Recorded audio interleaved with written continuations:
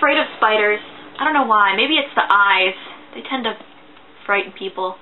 Then again, maybe it's the pincers.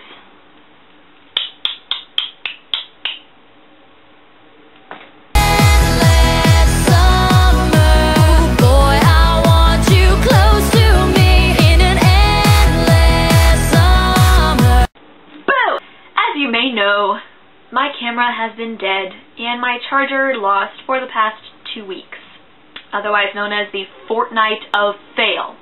Packages make me happy. Oh yes.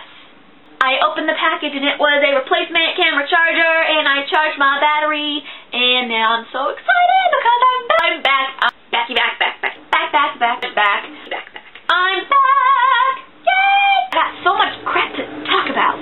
You have no idea how, like, crazy I've been the past 2 weeks, and how really, like, anxious and, like, pissed off I've been because, like, every week it seems like something fails, but now I'm back.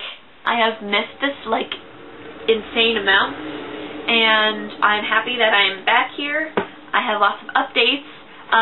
First I'll do books. I have a bunch of books that I have to read. Caroline, I know you're reading Pride and Prejudice and Zombies right now, and you're saying that it's really hilarious, and I really want to read it. Finished When It Happens in My Pants by Suzanne Colasanti, and I finished an It Girl book, and last night, or technically this morning at like 2:30, I finished The Ever After Bird by Anne Rinaldi. She writes really good historical fiction. My favorite ones of hers that she wrote that were part of this great episodes thing are A Break with Charity, The Coffin Quilt, and Or Give Me Death. And they're all really good books. So Caroline, next time you need to call me at midnight because you're at the bookstore and you need ideas, look for Anne Rinaldi stuff. And look for those 3 books because they're good. Right now I am reading a Gossip Girl book. After that I will have one more Gossip Girl book that I have, and then one more in the series, and then I'm done with the whole book series, which I'm excited about because as much as I love the TV show, and I used to like really love the books, now I'm kind of just like, I gave Carrie my copy of Abundance of Catherines to borrow and read, and she's also got my copy of Paper Towns. I'm trying to get her into the nerd fighter-ness. Yesterday she asked what a nerd fighter was, and I was like, hello! Rachel, I got something for our room. You will remember that last year I was always talking about how I wanted a plant for my room, but there couldn't be any flowers because you're allergic.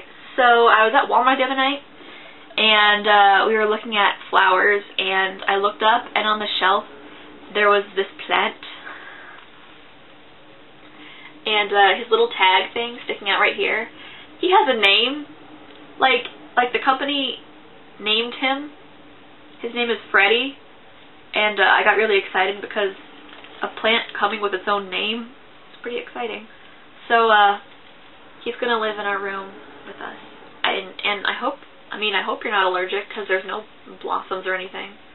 He's just some kind of green thing, I don't know. I went to my dad's this weekend and I saw the new Harry Potter movie, and I really liked it. I remember thinking the 5th movie, coming out of it and thinking it was really like dark and almost horror movie-esque, what with like the montages of Harry sweating when he had the nightmares and that weirdness, hoping that the next 3 weren't going to be like that one.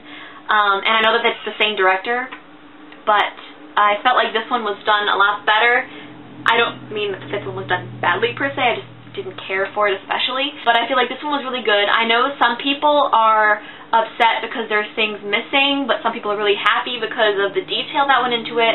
I think I'm a little nervous about the fact that the whole Ministry of Magic thing was gone, because that's a really important part of it. Some Dumbledore stuff was missing, and the whole thing at the end, they didn't explain where Harry and Dumbledore went. It was just like, hey, here's a lake with this big vat of poison juice in the middle of it, and hey, the lake's full of dead people. I think in the book you get a little more explanation than that, and that might have been nice to have in the movie. And the battle at the end wasn't how it was supposed to be in the book. It was just kind of Harry and Dumbledore are back from their little mission, and hey, look, it's the Death Eaters, and oh, Dumbledore just died. So it wasn't really there as much as maybe it could have been, but I mean, I realize that it's a very long book and they squeezed it in as much as they could, and it was a 2.5 hour long movie. I'm just hoping that for the 7th book, they don't take such big things out of it, because I feel like there's so much in that book that's so important, and they're spreading it across 2 movies anyway, that I feel like they should try and put as much into it as they can, because even if you're missing just like one thing, it could throw off everything completely, especially for people who don't read the books and just go to see the movies, and I know there are people like that out there. It could be really confusing for them. But overall, I really, really liked it. I thought that the comedy that was in it was hilarious. One of my favorite things was when Hermione saw Lavender and Ron get together, and she went and conjured up those canaries, and then Ron stumbled across them, and Hermione got really pissed off and like set the canaries after him. I totally understand that. I've had moments like that where I just wish that I could throw things at the guy's head. Not necessarily magical birds, but other things. I think that whole thing is getting put together really well. And so, yeah, overall, movie, liked it.